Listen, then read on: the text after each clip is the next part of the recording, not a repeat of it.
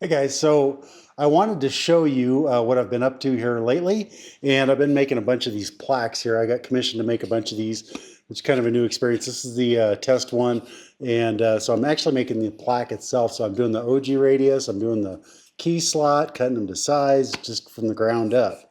And one thing on this is the small print there, and I want to show you a trick for getting small print to actually look sharp sometimes. This is happens to be poplar, and sometimes the smaller print can, it just looks kind of fuzzy. So I want to show you a trick for that. And so what I'm going to do is I'm actually going to flip this guy over, and we're just going to engrave without some real quick here. Now this is before my trick, okay? So, whoops, what happened there? Oh, if I hit start it actually engraves faster. I hit the frame button again. So it's going to engrave this real quick, and it won't look bad. It doesn't look bad, but we can make it a lot sharper. And so this is text that's 0.27 inches tall. Just Arial font here. Okay, so that's done. Okay, I mean, it doesn't look bad. I don't know if that's going to focus there. Let's see if that'll focus there. I'll try and zoom in on that or put an inset picture if that isn't in focus. It doesn't look bad, okay?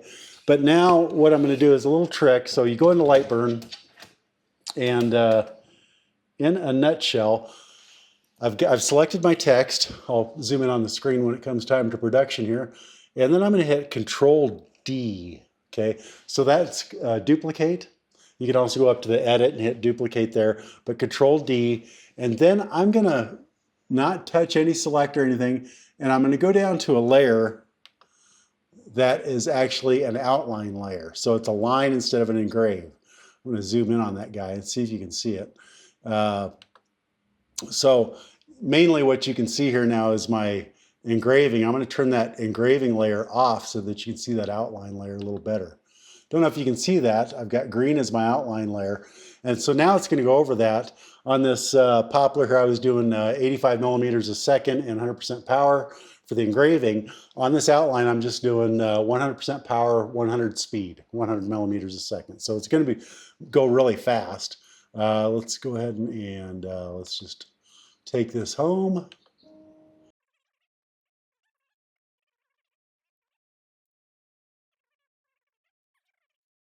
Okay, so now what it's going to do is it's going to engrave that, but then it's going to follow it up on the outline in the exact same shape because I hit Control D, just duplicated it right on top of itself, and then I made that top layer a line that runs around the edge of the text.